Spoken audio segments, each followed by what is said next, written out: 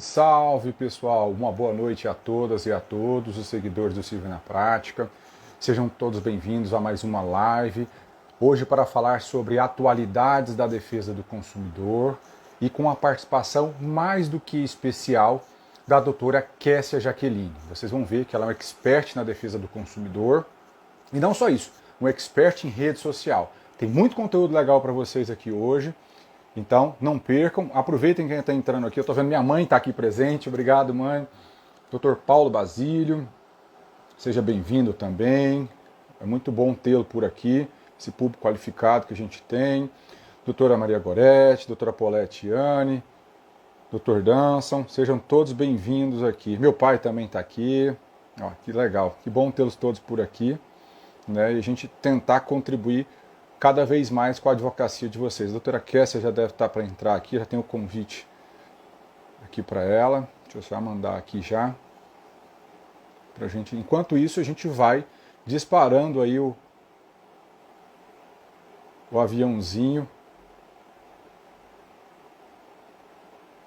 para a gente entrar aí na nossa live. Ótimo, deixa eu mandar o convite para ela aqui, a gente já... tô vendo que ela entrou aqui. Ótimo. Vai ser uma live bem interessante, bem dinâmica. Olá, doutora Kessia, Oi, tudo tudo bem? bem? Tudo. Seja bem-vinda ao Silvia na Prática, a mais uma live. E já agradeço de antemão por aceitar, né, o nosso convite e participar aqui conosco hoje para debater esse tema tão interessante de defesa do consumidor. Né? Para quem não conhece, né, a doutora Kessia, né, ela já é advogada há bastante tempo, né, desde 2014 ela está aí já formada e atuando, tem pós-graduação em Direito do Consumidor e também tem a atuação na área de consumidor e também na área criminal. E o detalhe, né? Ela é uma fera em rede social, então além de a gente transbordar conhecimentos jurídicos aqui, ela vai dar um show e me ensinar também, né? Ela tem um curso de rios aí fantástico. Quem não segue a doutora Kessia, clica aqui em cima já para ver. E fora que a gente não pode mencionar, né? Na outra rede social vizinha lá, ela tá estourada de seguidores. Né? É, Mais de 300k de seguidores. Então, assim, quem quer saber fazer engajamento em rede social, pode seguir a doutora Kessia aí e sejam todos bem-vindos. Muito obrigado por ter vindo, viu, doutora? Para a gente começar, então, dar as suas é. primeiras considerações. Oi? Pode fazer as suas primeiras considerações, né? Convidar seu público aí também para participar, disparar o aviãozinho aqui embaixo para a gente, né? Para cada É, vez mais. já estou vendo alguns aqui, alguns seguidores meus aqui. Espero também que eles entrem, né, para fazer as perguntas que eles fazem diariamente lá na caixinha. Às vezes não dá para responder todo mundo, porque o dia é corrido mesmo. Entre gravar conteúdo, fazer audiência, peticionar, é uma correria louca.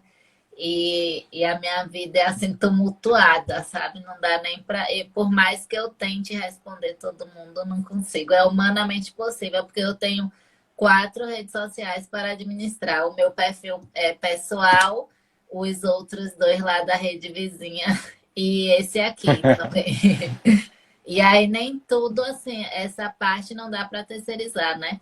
E criar o Sim, conteúdo virou uma parte da minha rotina, porque demanda tempo também, estudo para criar as falas, para fazer os roteiros, mudar de roupa das personagens, para incorporar o personagem, né? É é muito, verdade. não é fácil, assim. É Mas complexo, né? é muito Conciliar complexo. tudo, tem que fazer milagre. E A tem ver- dias que eu tenho mais de uma audiência, né? Às vezes 3, 4. E aí é uma loucura. Eu contratei um estagiário agora para começar, né? Que vai começar a ajudar lá no escritório para ver se eu vou conseguindo desvincular algumas coisas de mim. E não é fácil, né, doutor? Essa conciliação de produção. Todo mundo acha assim, não, produzir conteúdo é fácil para rede Não é social, é só fácil. você pegar algo. É algo extremamente complexo, porque a responsabilidade, eu acho que é até maior do que uma sala de aula, né, que a gente dá presencial. O público que a gente alcança é gigantesco, né? É gigantesco mesmo. E assim, é um público que a gente não alcançaria nem dando aula, né? Se eu desse aula, eu não ia ter 1 milhão de alunos em minha sala. Eu não iria dar uma palestra também para 1 milhão de pessoas, né?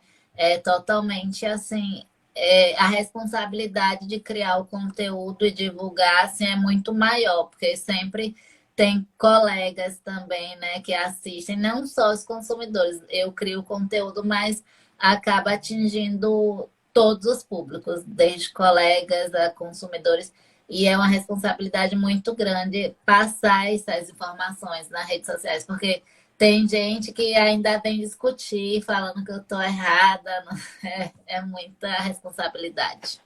Falando nesse assunto, doutora, de produzir conteúdo, né? Eu sou defensor público desde 2009, então, para os seus seguidores que não me conhecem, é um perfil de trabalho diferente, embora nós estejamos em carreiras irmãs, mas o papel da rede social na advocacia, antes de a gente entrar em atualidades do direito do consumidor, eu considero que o ingresso do advogado e da advogada no mundo digital, nas redes sociais, ele é fundamental não só, né, para crescimento pessoal, mas para prospecção de clientes, né? E você faz esse trabalho muito bem feito em rede social e utiliza de uma ferramenta fantástica, que é o Reels, que o alcance é gigantesco. Eu acho que a gente poderia começar falando um pouquinho sobre isso, a importância do papel da advogada ou do advogado, principalmente de defesa do consumidor, em redes sociais.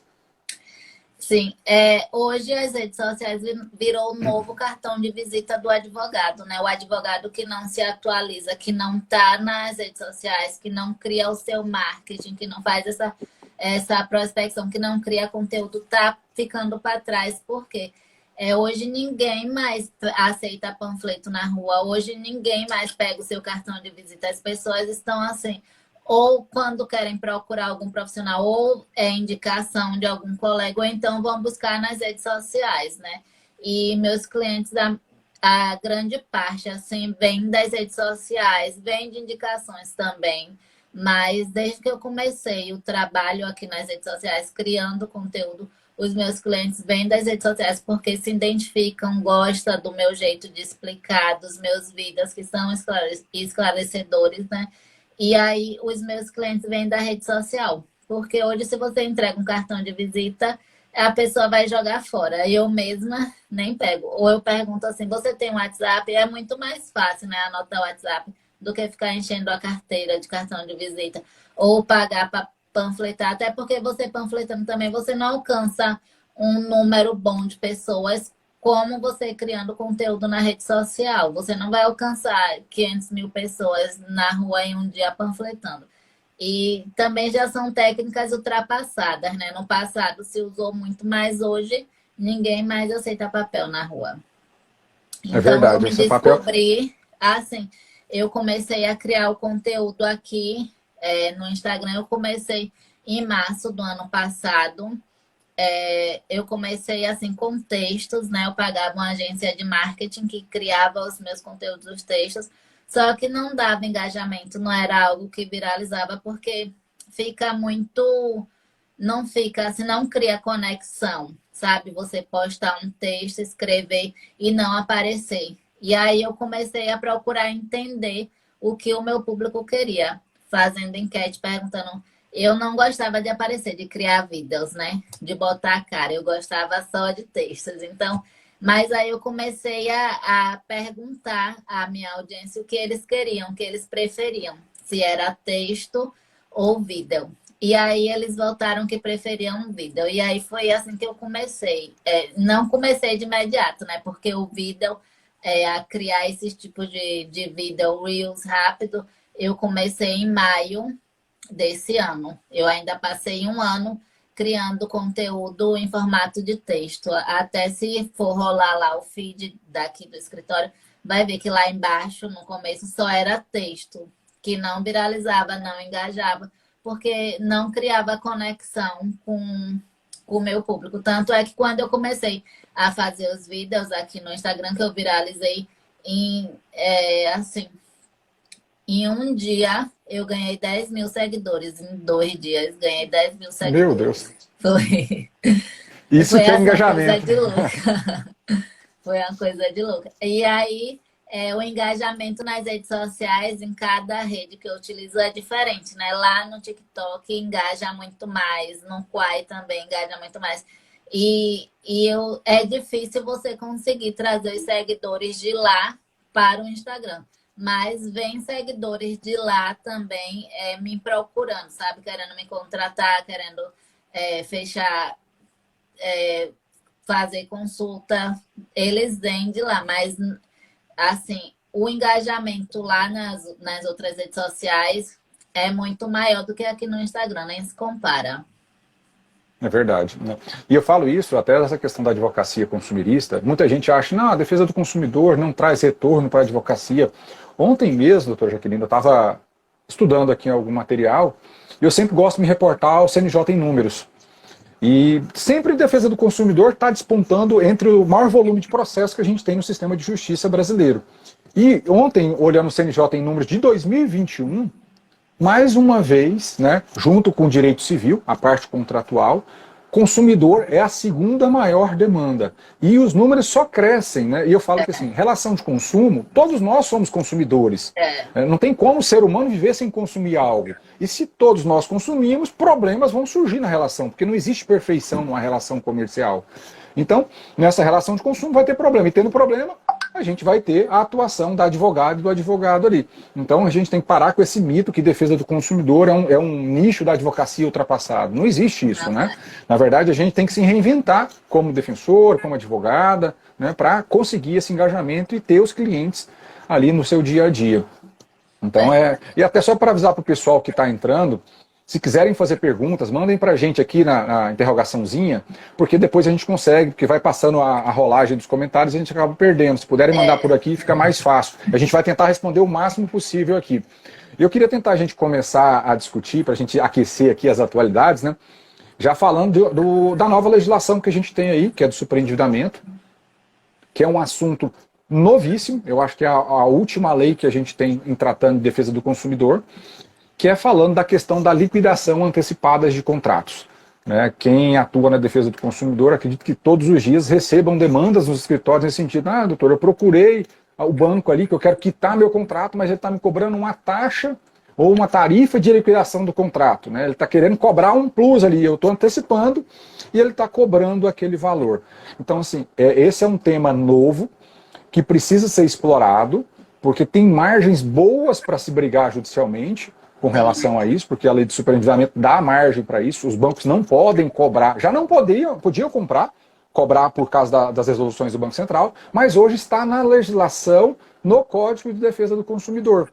Então, assim, eu vejo um espaço muito grande de atuação nisso, nesse sentido, e aí eu queria até debater com relação a isso. Se a doutora pega, por exemplo, esses casos, e se os bancos têm apresentado, por exemplo, uma planilha de detalhamento desse cálculo de antecipação, que eu acho que a grande dificuldade nossa é entender se de fato foram antecipados aqueles juros, né, na prática. Essa é uma grande dificuldade que o consumidor, eu não sei se estão me enganando, se o banco tem apresentado ou não nesses casos para vocês. Assim, em alguns casos, o próprio, você consegue fazer essa simulação pelo próprio aplicativo do banco, em casos assim mesmo de empréstimo, e aí se você quiser liquidar, né, antecipar, os bancos, em alguns bancos, no aplicativo você consegue olhar, eles te dão esse detalhamento. Até, doutora, tá na nossa live aqui o professor Edilson Aguiais, ele é um contador, na verdade é um multiprofissional, né? Ele é um contador, ele é perito, ele é economista, eu acho que ele tem umas 3 formações, tem mestrado, tem uma rede social também bacana, a gente gosta de discutir sobre isso. E com relação a essa questão, eu acho que o código, ele pecou. Ele falou, olha, eu tenho aqui realmente que não pode cobrar qualquer tarifa por liquidar antecipadamente, mas eu achei que a legislação poderia ter sido um pouco mais ousada. Ela obrigar os bancos a fornecer uma planilha detalhada. Eu falo detalhada colocando lá quais foram realmente as amortizações aplicadas na antecipação de juros, porque aí cumpre o dever de transparência. Então, como atualidade, sabe, doutora, eu vejo muito interessante um espaço para o advogado, ele, ao receber esse cliente, ele notificar o banco, para que o banco exiba a planilha. Porque se tiver a negativa e você tiver que entrar com a ação judicial, não só pedir, né, o afastamento da tarifa, e também a dedução correta dos juros na antecipação, mas também pedir uma indenização por danos morais por desvio produtivo do consumidor. Sim. Né? E aí, como a gente tem um público aqui heterogêneo, é para entender como o consumidor ele teve que ficar perdendo tempo para tentar liquidar de forma justa, ele teve que procurar o advogado, ele procurou o banco negou aquela planilha, ele dificultou um direito do consumidor. Então, nesse sentido, daria a possibilidade de a gente trabalhar com essa tese do desvio produtivo do consumidor aí. Daria para a gente trabalhar com isso. É um espaço que eu vejo bem interessante para isso. E um outro que a gente poderia debater aqui, ainda dentro do superendividamento, que é o prazo de oferta, né?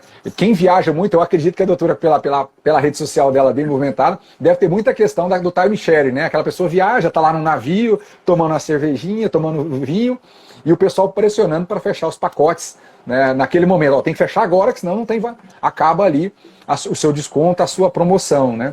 Esse é um ponto polêmico aí. Não sei se a doutora já pegou causa nesse sentido. Quando você vai para resort, né? Ela faz aquele convite, olha, vamos lá. Aí chega lá, te enche de bebidas, vinhos, espumantes, para você fechar o contrato daqueles pacotes, né? Mirabolantes.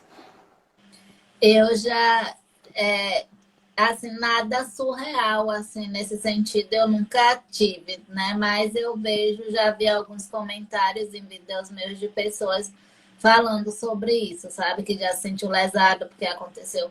Só que eu não tenho clientes que de fato aconteceram, só vi uns comentários nas redes sociais mesmo. E esses casos, doutora, assim, eu vejo como um grande filão agora, tanto porque assim, a gente está pensando em lei de superendividamento. A primeira coisa que vem na cabeça é pensando no dívidas bancárias, né? A primeira coisa que vem de superendividamento é o cara está devendo para o banco. Mas a legislação ela tem uma expressão ali que eu estou tentando explorar isso nos meus estudos para colocar em prática, por isso que a gente fala de atualidades. Quando o código fala, né? Eu falo código que é a atualização pela 14.181. Ele fala aqui nos contratos de crédito e nas vendas a prazo. Então são duas possibilidades. Então não atinge, a lei de superendividamento não atinge somente as instituições financeiras.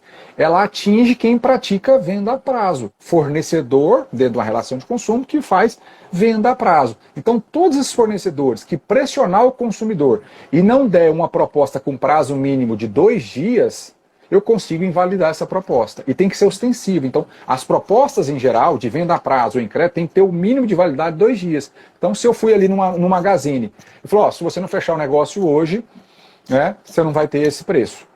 A proposta tem que ter validade de 2 dias. Então, esse é um nicho que a gente vai explorar.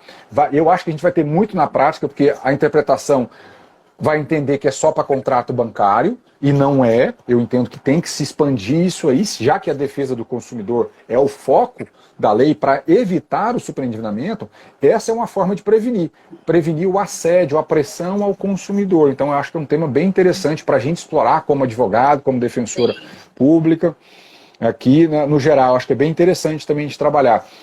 Doutora, e me conta aí um caso interessante de consumidor para a gente já aquecer no pessoal para fazer. Manda pergunta, pessoal.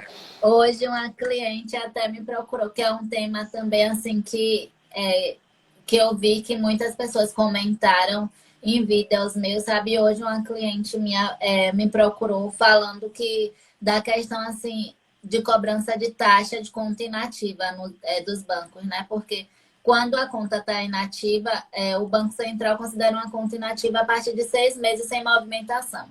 E aí a conta dela está inativa tem 5 anos. E ela disse que o banco ligou cobrando a ela esse período de 5 anos de inatividade da conta. Ainda não negativou, né? Mas está cobrando esses 5 anos daquelas taxas de manutenção de conta. Aí ela veio conversar comigo para eu orientar. E eu falei com ela que era para ela ir lá até a agência, né? Pedir isso, a dívida, né? Ela ia lá pedir o documento para eles comprovarem. O documento não. Eu falei com ela para ir lá no banco pedir o extrato.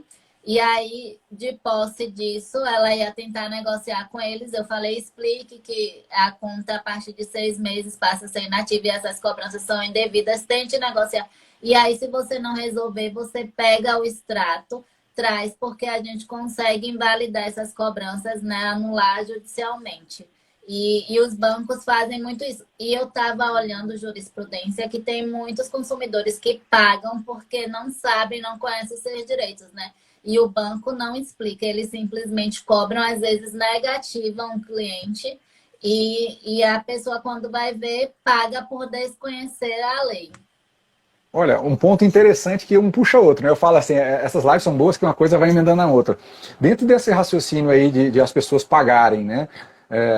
Uma dívida que é indevida, uma cobrança indevida, não poderia estar cobrando ali. É até uma questão para a gente prática do dia a dia. Então, o cliente chegou lá no escritório e, olha, estou com uma cobrança aqui. Eu tento orientar, se a pessoa tiver condições, obviamente, né? Pague essa dívida, porque a cobrança é indevida, e a gente buscar a invalidação dela judicial, caso eles não aceitem, e aí pedir a repetição do indébito, até para a gente engrossar o caldo ali da ação, né, dependendo da situação. Principalmente diante do... Por isso que eu falo de atualidades na nossa live, que é a repetição do indébito na lógica nova do STJ.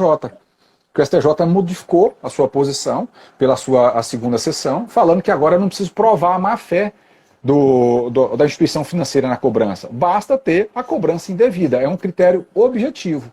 Então, com esse novo entendimento que foi firmado pelo STJ, a gente tem espaço aí para buscar a repetição do indébito nessas questões. Antes a gente ficava naquela zona twin, né? Será que compensa? Porque tem gente que entende que tem que ter a má-fé, tem gente que entende que não. E aí fica sobre a mercê do juiz que vai cair a causa, né? Do tribunal, da Câmara. E se for para o STJ, corre o risco de reformar. E aí fica aquela interrogação. Então hoje a gente teria esse espaço para discutir uma repetição do indébito em dobro. Né? Então aquele consumidor que foi lá e pagou uma cobrança indevida, ele teria o direito à repetição em dobro dessa cobrança, que é um tema atualizado aí de defesa do consumidor, né? Olá, doutor, viu, doutora? Ó, os seus seguidores já estão aqui, ó, Fada, eu te amo. Ó, tá. Tô vendo que entra bastante gente aqui. E mandem perguntas, pessoal. Podem bombardear com casos concretos aí para a gente discutir, tá? Porque o objetivo hoje é justamente tirar todas essas dúvidas.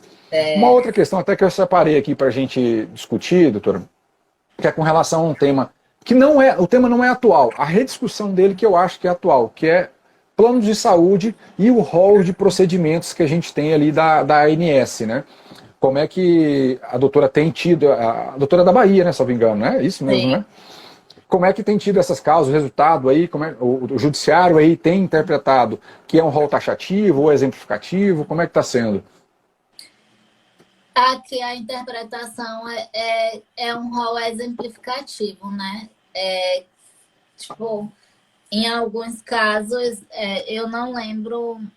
Tive uma cliente de home care, que aí o plano de saúde queria limitar, só que o STJ tem decisões dizendo que não pode limitar se o paciente ainda está em tratamento, né? Que não pode limitar quantos atendimentos o cliente tem que ter na semana. Então, eu tive esse caso aí, agora que eu lembrei que o plano de saúde queria limitar o home care eu acho que era 3 dias apenas na semana e a paciente precisava de 5 dias. E aí, através de liminar, eu consegui. Era uma paciente idosa, né? E aí, liminarmente, eu consegui aumentar para 5 dias. Essa é uma briga difícil, né? Plano de saúde, banco, sempre nos tribunais a gente tem aquele receio de tomar a rasteira, né? Por mais que a gente às vezes ganhe liminar, sim, quando vai subindo, né, o recurso, a gente fica, e aí agora? Qual que é a pedrada que vem agora lá de cima para baixo, né? E eu me preocupa muito, porque eu até estava conversando esses dias com um colega advogado aqui de rede social, ele falando, tem tribunais, ele é de Santa Catarina, tem gente que já está adotando o rol taxativo, porque o STJ, pela sua quarta turma, começou a mudar esse entendimento, e eu acho que a gente corre um sério risco de perder no STJ. Me preocupa muito essa situação, né, de ser um rol taxativo, e aí nós teríamos várias situações. Aqui em Mato Grosso do Sul, por exemplo, nós tivemos um caso recente de derivados de canabidiol, né? Às vezes a pessoa passou por todos os tipos de atendimento e não conseguiu, não se tratou, né? A pessoa às vezes tem autismo ou outra situação mais grave, e aí precisa do canabidiol, e aí fala, não, para esse tipo de tratamento não está previsto, ou por exemplo um medicamento para câncer, e ele está previsto para um tipo específico de câncer, mas a medicina já tem avançado e usado para outros. E a gente corre o risco ainda de ter um rol lá no STJ taxativo e ferrar a vida do consumidor, né? Literalmente isso é muito ruim. Então o papel nosso como advogado, defensores, é brigar para que isso não aconteça e que prevaleça a posição da terceira turma de rol, né, exemplificativo ali do rol da ANS. Doutora, eu acho que tem algumas perguntas que nos mandaram aqui, a gente puder, eu vou tentar responder até para ser justo com eles, né? É. Vamos lá. Tem uma pergunta aqui bem interessante, ó. Cobraram-me R$ 55 num app de patinete elétrico, sendo que eu nem usei e eles não querem me dar reembolso. Posso processar? Achei bem curiosa a situação, eu nunca tinha passado por isso, porque fazer uma ação judicial por R$ 55 é algo complexo, né? É algo. E o juiz vai dizer que é mero aborrecimento, ou que é desavença comercial, né?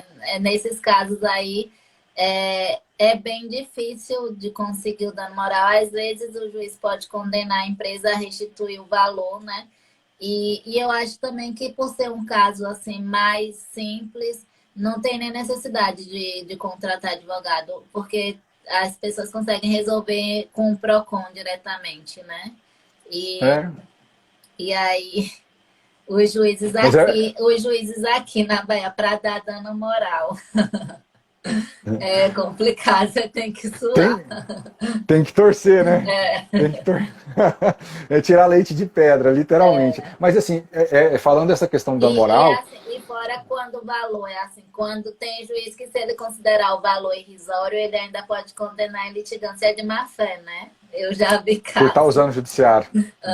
A gente vê cada coisa, né, doutora, com relação a isso. E existe um preconceito muito grande com reparação de danos extrapatrimoniais, né?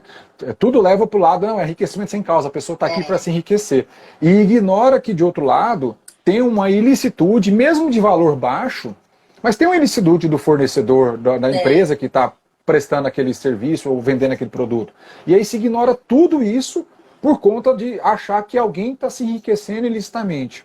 Eu sou revoltado com esse Eu entendimento, também. sabe? E aí Pode pode falar, falar. doutor.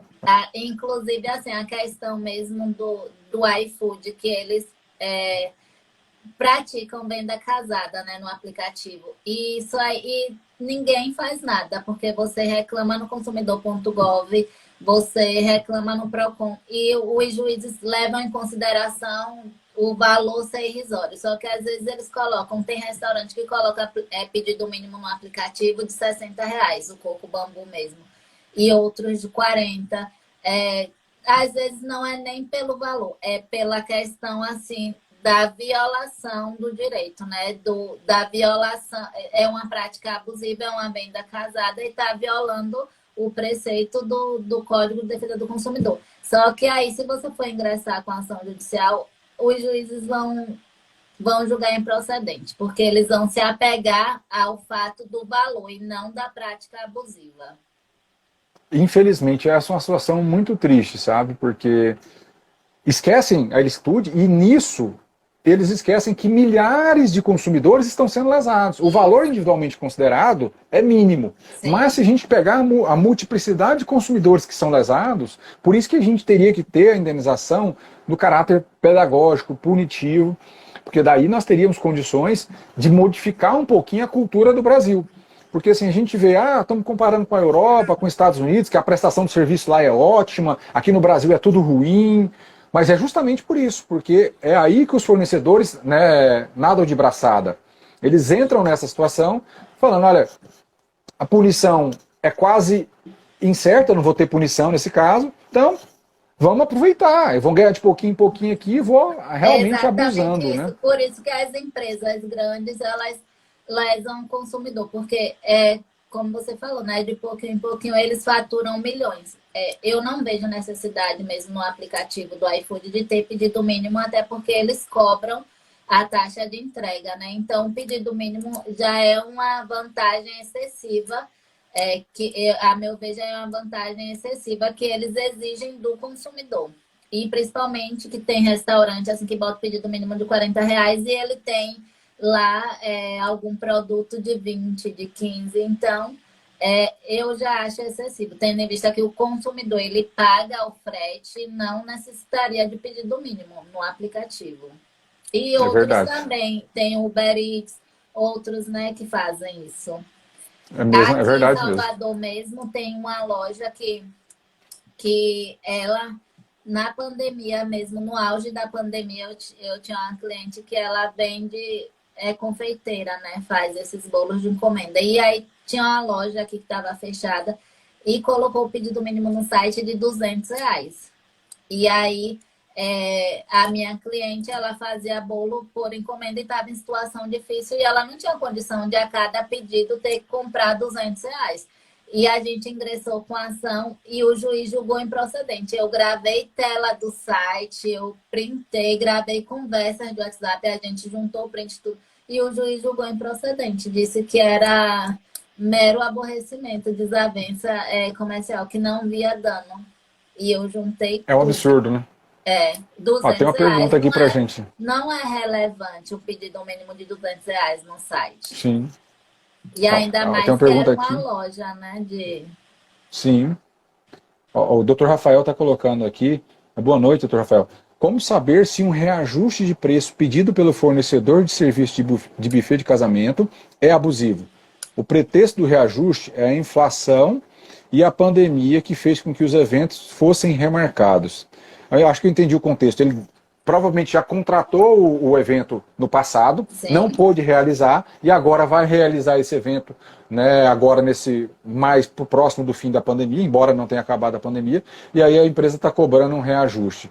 Ele quer saber como considerar abusivo. Olha, eu confesso, doutora, que eu acho que isso aí não tem fórmula mágica. Não tem Né? mesmo. Falar assim, não, falar assim que objetivamente é abusivo, eu acho que tem uma série de fatores, né? Contratou um buffet. O fornecedor teria que demonstrar que com o valor que foi pago, ele não teria condições de honrar um compromisso. Né? A Isso. primeira coisa é a questão de transparência da relação de consumo.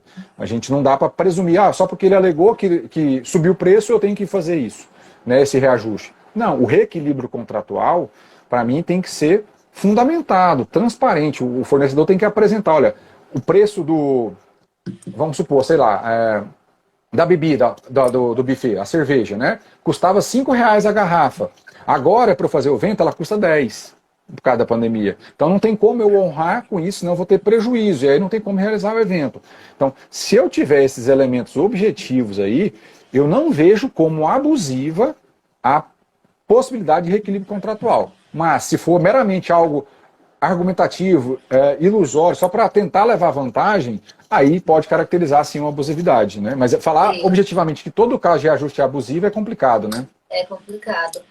Teria que ser apresentada uma planilha, né? Como o doutor falou, uma planilha detalhada, explicando tudo direitinho, porque é muito subjetivo isso. A falar assim, Muito. é, Eu não consigo ver como realmente algo. Não, tá certo, eu vou ganhar na justiça. Não, não dá para falar isso, né? Até, por tá. exemplo, essas questões atuais de aplicação do IGPM. Né? O IGPM estourou no período da pandemia, chegou a 37% aí no acumulado, e ainda tem juiz falando que não é abusivo. Então não tem nem como falar que realmente nós estamos numa situação que objetivamente a causa ganha. Aliás, né, eu acho que a gente falar que causa ganha. A doutora acho que tem um rios disso, né? Que a causa ganha. Até tem um rios disso. Então, Eu fiz causa até ganha é complicado. recentemente, causa ganha sim. Agora a gente só não sabe para qual das partes. É verdade. Vai ser causa ganha para uma das partes, né? Quem que vai ganhar, eu já não sei, né? Já não sei. É verdade mesmo.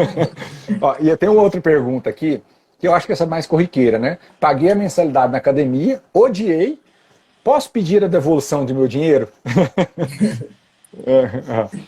Odiar a academia aí é complicado, hein, doutor? Eu penso que. Eu penso que não, né? Porque se a pessoa foi lá, normalmente na academia, nas academias, você tem o direito a fazer uma aula experimental, né? E depois aí você pode ir lá e fechar o contrato se você gostar. E ainda tem a questão, se você foi presencialmente, você assinou, você estava lá, você viu tudo direitinho, então você fez porque você quis, e aí não cabe a rescisão com a devolução do valor, né? Se fosse assim, Diferentemente seria se ela tivesse entrado no site da academia, não foi lá, não conhece, não viu e realizou a compra do pacote mensal pelo site. Aí sim teria o direito de arrependimento e aí eu visualizaria a possibilidade de rescisão contratual, mas neste caso dela não. É verdade. Não, eu concordo plenamente, porque assim, as pessoas às vezes confundem aquela questão, não só da academia, né, mas a troca de produtos, né? Não, eu comprei, eu tenho direito à troca, né? Aí eu tenho direito de 7 dias de arrepender e trocar. Não é em toda situação. Isso é muito confundido na prática e não é bem assim que funciona. Então é só nas compras à distância, aquela que eu não consigo testar, experimentar o produto. No caso ali, a academia, se eu fui lá, experimentei, usei e odiei, aí, na verdade, é porque eu que não quis refletir, porque eu tive a oportunidade. E na lei não fala de troca, né, de produtos por insatisfação. A lei fala em caso de defeitos, aí se for um produto, né, que eu compro uma blusa, por exemplo, e veio com defeito, a loja é obrigada a trocar, né? Ou a reparar e me devolver. E agora, por insatisfação, eu tenho até alguns reels que falam sobre isso, né? Ah, comprei um sapato, chegou em casa, não gostei. Posso ir na loja trocar? Não. Se você comprou em loja física, a loja não é obrigada a trocar, a não ser que seja a política de troca, a que seja a política da loja, né? Se lá tiver um papel escrito assim, realizamos trocas até o prazo de 7 dias, 15 dias. Aí sim você pode ir lá e exigir, porque ela se comprometeu, mas fora isso, não.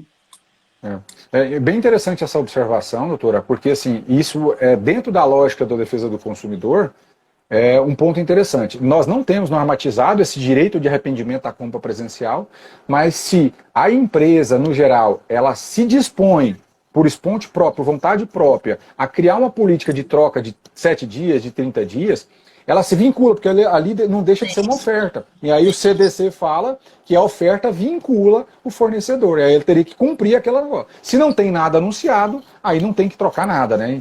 Realmente não tem o que fazer. Ó, tem outra pergunta aqui, doutora Ana Carolina. Na compra de um colchão, após pouco tempo de recebimento, apresentou defeitos. Tendo a troca sido realizada pela loja, o novo produto também apresentou defeito. Há o direito de devolução do investimento? Então foi a troca da troca, né? Ela trocou uma vez e aí voltou a apresentar problemas, né? Ela comprou em loja física. Aparentemente aqui, pelo que eu entendi, sim, ela foi lá e o produto deu defeito, não é nem arrependimento. Deu defeito, ela trocou, a loja trocou, mas o novo produto deu defeito de novo. É uma situação bem interessante. Eu penso aqui, doutora, assim, não sei como é que a doutora entende nesse sentido. Quando ela realiza a troca, o prazo de garantia se renova. Isso. Na minha visão, né? Ele vai se renovar, porque é um novo produto e ali começa o prazo normal, lá depende se é durável ou não durável, os prazos do CDC, para eu exercer o meu direito, né, de vício. A loja teria o prazo de 30 dias para solucionar, a não ser nas situações, naqueles bens de uso essencial. Né? Por exemplo, uma geladeira, uma cama, vai ficar muito na margem subjetiva do juiz para considerar essencial ou não. Né? Pensando no comodismo, se você tem um sono de qualidade, uma cama é essencial. Não poderia esperar 30 dias para reparar. Né? Mas eu já vi situações concretas que fogão, na justiça, foi considerado que é não essencial. Olha que situação. Fogão é essencial. Sim. Eu já tive uma situação assim, que entrou com a ação, o fogão foi considerado não essencial. Eu falei, como assim? O juiz negou a liminar falando isso. Falou, não tem o direito à troca imediata, então não antecipa a tela, porque o fogão é considerado não essencial. Eu já consegui liminar de geladeira, assim, em virtude de essencialidade. Geladeira já? E celular, recentemente, também o IDEC considerou que é um produto essencial, né? Até porque hoje Sim. O celular virou nossa ferramenta de trabalho, principalmente na pandemia, a gente... quem trabalha mesmo em home office usa celular, internet, então eu acho justíssimo que seja considerado essencial. Até sobre isso, doutora, da questão do celular, do essencial, né? Eu fiz uma aula recentemente no YouTube, eu tenho um canal no YouTube também, e lá a gente, aqui são vídeos mais curtos no Instagram, né? O foco do Instagram não é aula completa. Lá no YouTube a gente faz uma aula completa. E a aula completa é ensinando a peticionar, construir a petição, e no meu canal do Telegram a gente disponibiliza. Eu tenho justamente um caso em cima disso. né, da essencialidade do celular, né, de produtos essenciais, como utilizar isso judicialmente para você tentar reverter com tutela de urgência e tudo mais. Então, quem não me segue aqui e quiser conhecer essa aula, está mais do que convidado, né? Então, acho que é interessante. Tem mais aqui, ó, quer ver? Deixa eu ver aqui que chegou mais pergunta aqui. A E a pergunta, essa gente aqui não chegou... respondeu a pergunta do colchão. Ah, é verdade. Nossa, eu já ia esquecer, né? Que ela falou que a loja trocou e apresentou um novo defeito, né? Neste caso aí, eu entendo como descumprimento à oferta, né? Até porque ela já comprou, já trocou e apresentou um novo defeito. Então, eu entendo que ela poderia exigir aquelas três opções, né? Exigir a devolução da quantia paga ou ou a substituição do produto ou abatimento proporcional no preço. Concordo, não, concordo, porque assim, se a gente fosse pensar, né, já decorreu os 30 dias Isso. nesse período, né? Então, assim, teria possibilidade total dela fazer. Só que na prática eu tenho certeza que a empresa não vai querer fazer. Aí ela vai ter que se socorrer dos canais. A empresa deve querer trocar de novo, né? Sim.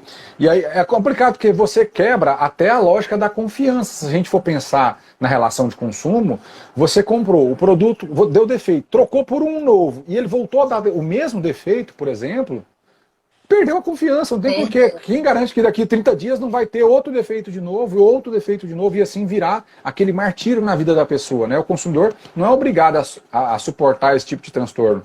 Então, realmente eu concordo contigo. Deixa eu ver se tem mais alguma aqui. Senão eu vou entrar. Tem mais uma pergunta ali também. A pergunta ficou um pouquinho truncada do que o pessoal mandou. Assim que, tem mais aqui. Ó.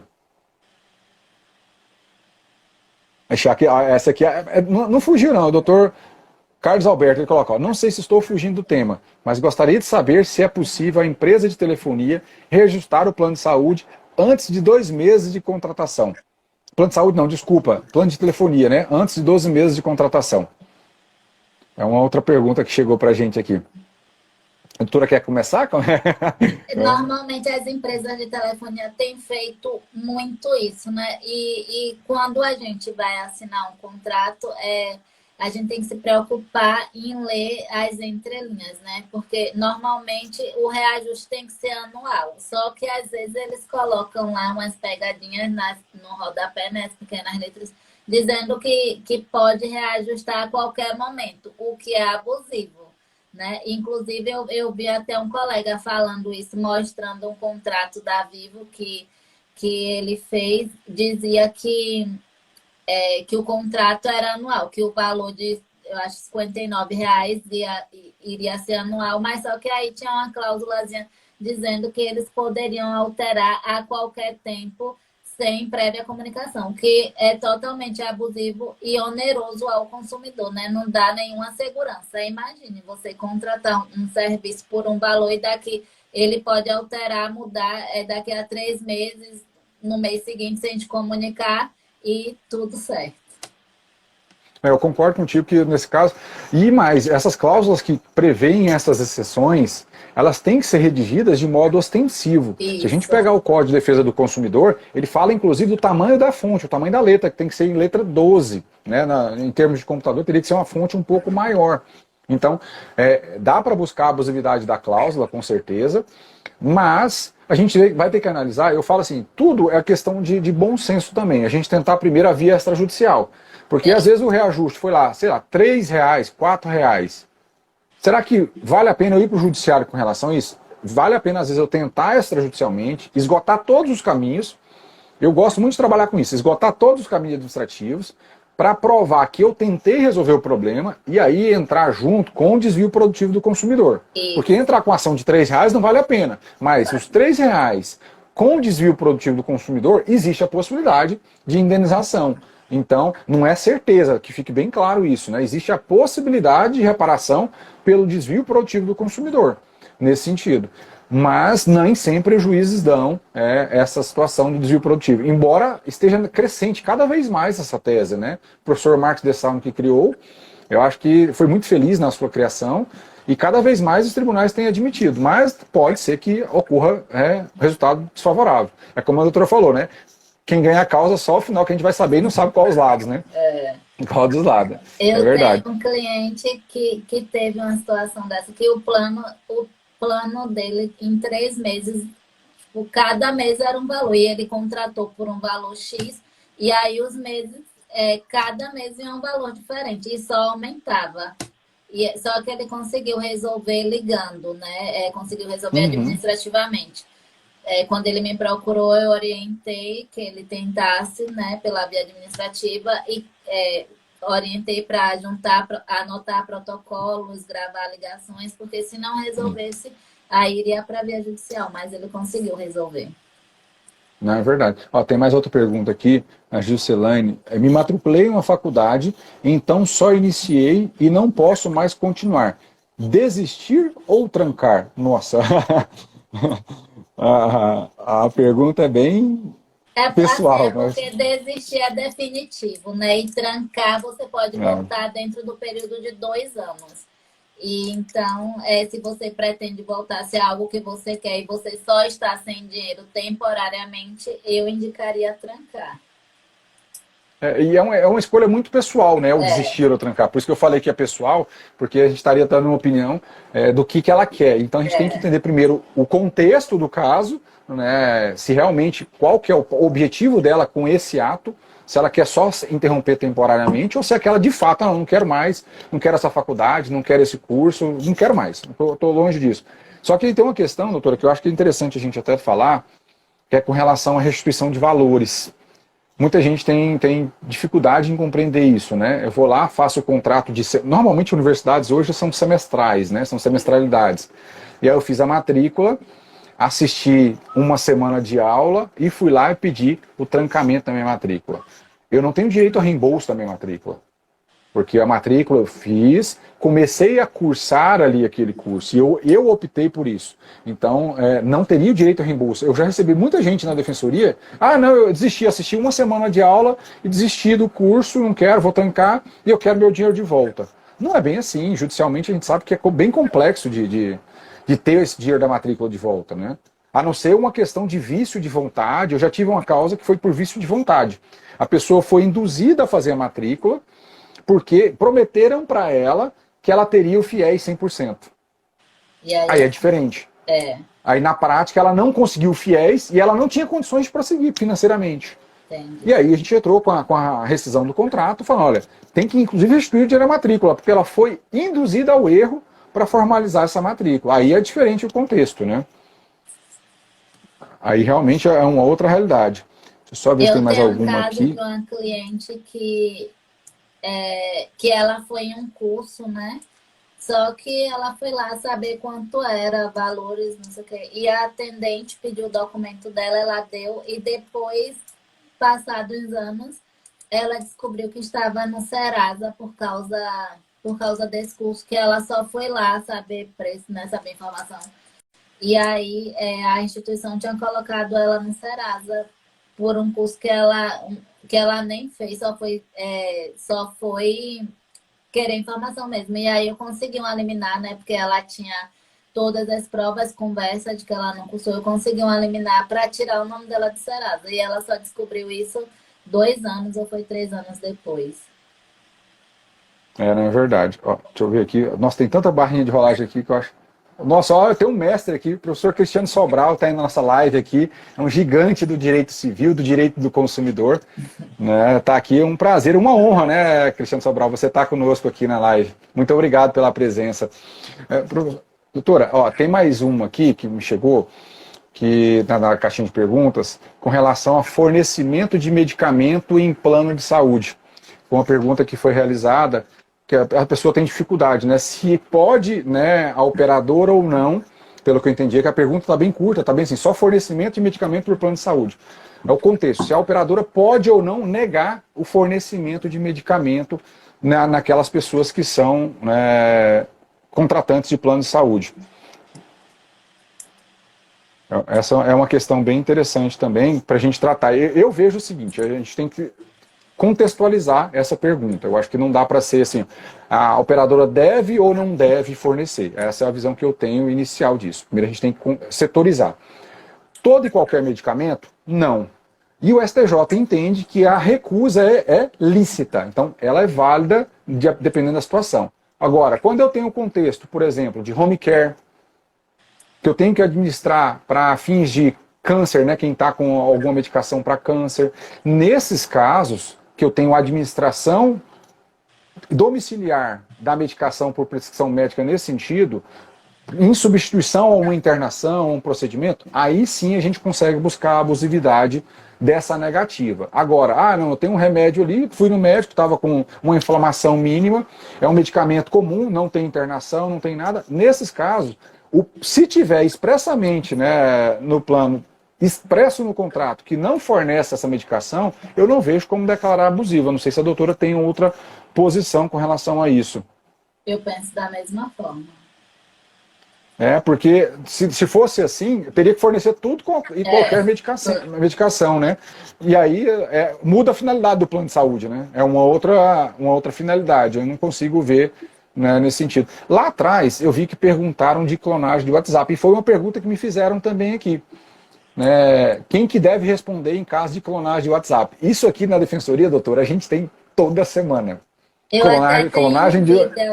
tenho um vídeo, eu não sei se eu apaguei ou se ainda está em meu perfil, que eu falo de clonagem do WhatsApp, né? Que é muito importante ativar a verificação de 2 etapas, porque no meu celular tem ativado, porque quando a pessoa vai instalar em outro celular e vai pedir a senha, né? E se a pessoa não tiver a senha, não consegue instalar.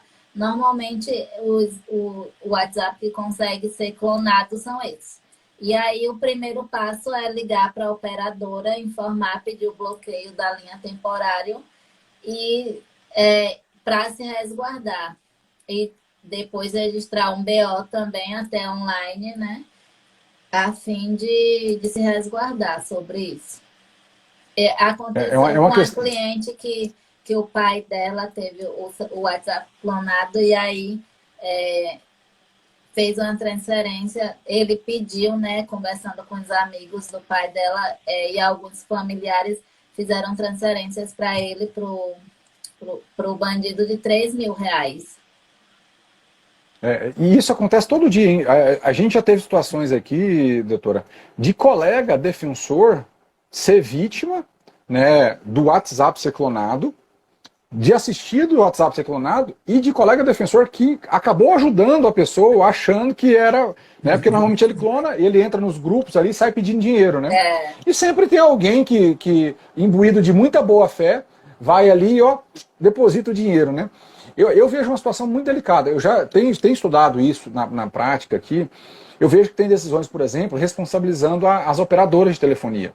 Mas isso não é certo, não é matemático e não está pacificado no STJ esse tema. Então, assim, vai depender muito do juiz e do contexto probatório desses casos, né, para a gente responsabilizar a operadora e o próprio WhatsApp, que na verdade o WhatsApp hoje ele é administrado, é um grupo econômico que pertence ao Facebook. Sim. Então, para a gente responsabilizar o WhatsApp, essa é uma impressão minha, eu teria uma situação seguinte: está ativado o fator de dupla autenticação, e mesmo assim eu fui clonado. Aí eu entendo que o WhatsApp pode responder. Também. Por quê? Ele fala que a ferramenta é segura e não é segura. Agora, se a pessoa não ativou a confirmação em 2 etapas, eu não vejo espaço para responsabilizar o WhatsApp, porque aí houve uma negligência do usuário. Se a pessoa também clicou em link de mensagem, enviou o código, aí eu acho também que negligente. Isso é muito subjetivo, né? Igual muito os difícil. golpes do OLX. Teve uma cliente que tomou um golpe desse e aí a gente entrou com a ação, só que o juiz julgou improcedente. Por quê? Porque ela fez a negociação toda fora do aplicativo, né, do OLX. E na hora de pagar, ela também foi pessoalmente, encontrou o cara que clonou o anúncio no shopping e pagou a ele. Então, o juiz entendeu que a plataforma OLX não teve nenhuma responsabilidade porque ela fez tudo por fora. Ela só... O único contato que ela teve na plataforma foi falando, eu gostei do celular. E depois foi pro WhatsApp, e depois foi pessoalmente. E aí era um anúncio clonado, uma história louca. E o juiz julgou improcedente. Não condenou. Esses golpes do OLX é algo bem interessante mesmo, né? Entrar contra o OLX ou contra o Mercado Pago, que acontece também os golpes, né? Mercado Livre também pode acontecer. É algo bem complexo, sabe? Eu vejo o seguinte, né? Entrar diretamente, se a pessoa ali não teve a diligência, não vai ganhar, a não ser num contexto que eu estou tentando trabalhar com essa argumentação e a gente está dentro da temática de atualidade, é quando, por exemplo, o Mercado Pago não teve diligência, ou o LX não teve diligência, para certificar a autenticidade daquela pessoa que se cadastrou. Porque às vezes acontece o golpe por clonagem de anúncios. E foi Né? assim. Quando o pagamento é realizado dentro do Mercado Pago, ou do OLX, né, ou do Mercado Livre, eu vejo espaço para fazer isso. Agora, a partir do momento que a pessoa que está comprando algo ou está vendendo algo passa a negociar fora, acabou a responsabilidade. O Eu erro acho que não dela tem como. foi porque ela foi pagar, encontrou o rapaz no shopping e depois ela fez o pagamento por Pix. Só que aí ela informou o banco, ela não tinha conta no banco C6 Bank, né? E aí não conseguiu entrar em contato de imediato. Só que a conta do estelionatário era uma conta assim, com documentos também de outra pessoa. E a polícia ainda investigou, foi uma loucura, assim, mas não teve jeito. Eu coloquei o C6 Bank, o Bradesco, OLX, todo mundo que tinha para colocar, porque o estelionatário criou uma conta falsa e é muito fácil criar uma conta com dados de outras pessoas nesses bancos digitais, né? E aí, mas não teve jeito, o juiz julgou improcedente, disse que faltou. O juiz disse que faltou, que ela foi negligente. Olha, essa questão de conta falsa, sabe, doutora, tem uma birra tão grande desses entendimentos, porque assim, as instituições financeiras lucram assustadoramente no país com a abertura de contas.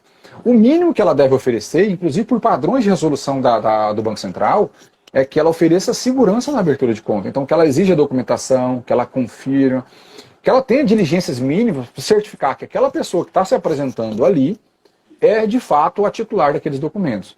E a gente sabe que, como a doutora falou, essas contas digitais abrem assim, né? É só instalar os dedos e você abre uma conta. Então, a partir do momento que o banco ele abre as portas para abrir de qualquer modo, ele teria que responder. Eu entendo que teria que ter, mas a gente sabe que entre eu entender, a doutora entender e o juiz entender, tem uma distância razoável, né? Então, a gente precisa trabalhar com essas teses cada vez mais, mas existe, de fato, esse ato aí entre o que a gente entende da defesa do consumidor, principalmente aquelas varas que não são especializadas em consumo, em relação de consumo, né? Eu não sei se aí na Bahia tem alguma vara especializada nisso. Eu fico desesperado quando eu pego um juiz que não tem vivência no direito do consumidor. Porque é uma mentalidade diferente do direito civil, do direito privado propriamente dito, né? Aqui tem varas especializadas. E eu também fico preocupada com isso quando não tem, porque os juízes já são muito, muito assim, subjetivo, né? A depender de onde cai o seu processo. Não tem uma uniformização, né, de decisões. Tudo, tem juiz que concede danos morais em alguns casos. Para você ver, assim, doutor, como a coisa é discrepante, né? Que tem um processo meu até em São Paulo, no interior de São Paulo, que a mesma juíza, assim, eu entrei com ações lá parecidas, sabe? A mesma juíza em uma ação ela julgou improcedente e na outra ela deu procedente. O mesmo caso, a mesma situação. E aí você fica louca. Assim, você fica, eu recorro, não recorro, o que é que eu faço? É difícil, né? Tem uma pergunta aqui que não é diretamente de consumo, mas eu acho que dá pra gente brincar com ela aqui porque é um tema atual, né? Com relação a printaram minha conversa de WhatsApp com uma colega, consigo processar a pessoa que printou? Acho que é isso, né? Tá cortando aqui um pedacinho da pergunta. Acho que dá processo, né? É uma situação dessa capturar a conversa de WhatsApp, pelo que eu entendi, né? Um terceiro capturou a conversa de duas pessoas, pelo que eu entendi foi isso. Né? Eu não sei se foi num grupo, eu não sei. O STJ enfrentou isso recentemente, falando da licitude ou não E esse é um tema, sabe, doutora, que eu tenho visto aí alguns comentários nas redes sociais que estão deturpando a lógica. Porque não é que o STJ falou que toda e qualquer captura de conversa que gera responsabilização civil. Não é toda. Então, por exemplo, se eu estou conversando com a doutora Kessia, aí eu usei aquela conversa para fins de me defender num processo judicial, isso não é conduta ilícita hábil à reparação de danos. Agora, eu conversei com ela, peguei aquela conversa, às vezes tem uma conversa particular que não poderia ser divulgada, até porque nós dois, dentro do WhatsApp, que é criptografia de ponta a ponta, isso está no voto do ministro, né? Nós temos uma criptografia, nem o WhatsApp sabe o que a gente está falando. E eu pego aquilo e jogo para público, para constranger alguém, aí eu estou, né, praticando um ato ilícito culposo, que é um pressuposto da responsabilidade civil. Aqui não é relação de consumo, eu tenho que ter culpa. E isso vai gerar, dependendo do conteúdo da conversa, um dano extrapatrimonial. E dependendo da situação, até um dano material, porque vamos supor que eu estou divulgando algo que esteja relacionado a um conteúdo comercial e eu causo prejuízo econômico, né, para a doutora Kessia. Então, até um dano material a gente teria aqui, no caso. Esse é um tema bem interessante, mas as pessoas estão confundindo, acham, acabou, agora não posso fazer mais isso, não vou capturar, não vou usar em processo. Não é assim, né? Não é assim, genérico assim. Vai né? ser até meu vídeo de amanhã. O tema Ah, do que meu legal. vídeo de amanhã, que eu já até gravei, vou editar, tô aqui olhando isso. É justamente isso, posso gravar a conversa com alguém para comprovar um crime, vai ser a capa, né, do vídeo. Aí eu escrevi aqui que quando a gravação é feita por um dos participantes da conversa a fim de comprovar, de resguardar o seu direito ou para demonstrar a violação do direito, a prova é lícita, né? Agora, se for feito por terceiro que não estava participando, aí já é ilícito. Por exemplo, eu estou conversando com a doutora Kessia, um terceiro, eu esqueci meu celular desbloqueado, foi lá, capturou e saiu divulgando. Isso. Aí não justifica ele fazer isso, né? Até porque ele está violando a intimidade das duas pessoas. Isso. Né? Ele não teria autorização para fazer isso, né? Para fazer essa captura de imagem. Aí seria possível a ação para buscar a reparação de danos, eu falo em sentido genérico, né? Não só em conteúdo de dano moral, em sentido estrito. Vai depender do contexto concreto ali para configurar as modalidades de dano que podem ser causadas ao consumidor. Sim. Deixa eu ver se tem mais alguma aqui que eu esqueci. Tá, tem uma última aqui, doutora, que colocaram aqui, até porque a gente já tem 1 hora de live, né? Já tem bastante tempo. Ó, transferência de Pix para terceiro é responsabilidade do banco? Isso tem acontecido, às vezes a pessoa erra, né? E transfere o Pix errado para um terceiro. Na prática, eu não vejo como possível. A pessoa errou. O banco não teve nada a ver com isso, né? O banco não foi lá e pegou e induziu você a transferir a conta para induziu você a transferir o dinheiro para outra pessoa. Né? Eu não vejo como possível responsabilizar o banco aqui. Não sei se a doutora tem outra visão disso. Eu também não vejo como responsabilizar o banco neste caso, porque foi a pessoa que digitou algum dado errado, né, que não verificou antes de concluir a operação. E aí é muito difícil responsabilizar o banco por um erro que não tem nada a ver com o banco. O que dá para fazer é processar a pessoa que se beneficiou disso, né? Isso. Você tentar reaver o dinheiro de volta, porque ela não teria justo título para ficar com aquele dinheiro. Né? Então ela não teria relação jurídica nenhuma, nenhum negócio jurídico de direito civil ou de consumo para justificar ela ficar com dinheiro. Então caberia contra a pessoa que foi beneficiária da transferência.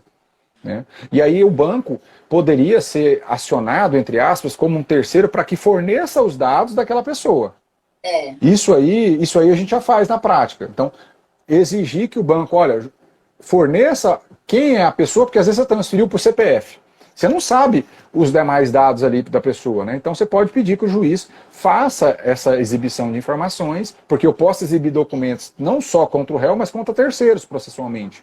Então teria essa possibilidade da gente trabalhar aí com essa ação. Mas contra o banco eu também não vejo possibilidade. Deixa eu só ver se tem mais alguma pergunta aqui, doutora, que aí a gente acho que já pode ir caminhando para os finais, já é 1 hora de live, né?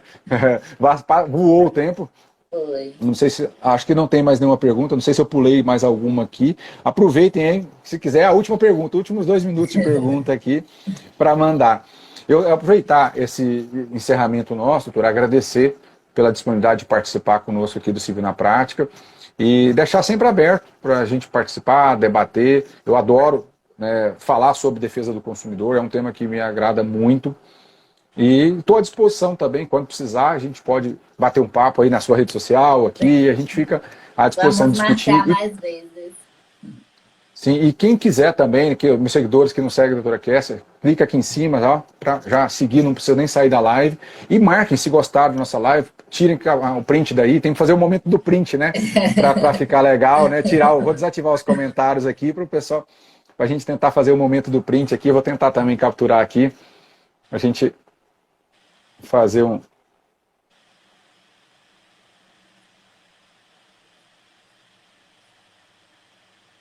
Acho que agora fica o pessoal fazer também. Puder compartilhar, marcar a doutora Kessia, me marcar aqui. E os meus seguidores também vão lá seguir o doutor. Tá, estou à disposição também para a gente, né, o que tiver aí, o que vier. E mandem perguntas no direct, né? A doutora, como ela falou, não é fácil responder todo mundo, mas a gente tenta o máximo possível, o máximo, né, para tentar ajudar aí cada vez mais esclarecer a defesa do consumidor. E eu acho que era isso mesmo, muito obrigado. Fica aí para a doutora fazer as últimas considerações dela. Obrigada também, adorei nossa live, espero ter mais vezes, né, outras para a gente tirar as dúvidas, tanto dos consumidores como dos colegas. E obrigada pela oportunidade, e é isso. Eu estou à disposição também, doutora. Um grande abraço, tá? Uma excelente semana a todas e a todos, né? Que tenhamos aí muito sucesso na advocacia, na defensoria, todos nós. Um grande abraço. Até a próxima, pessoal. Até.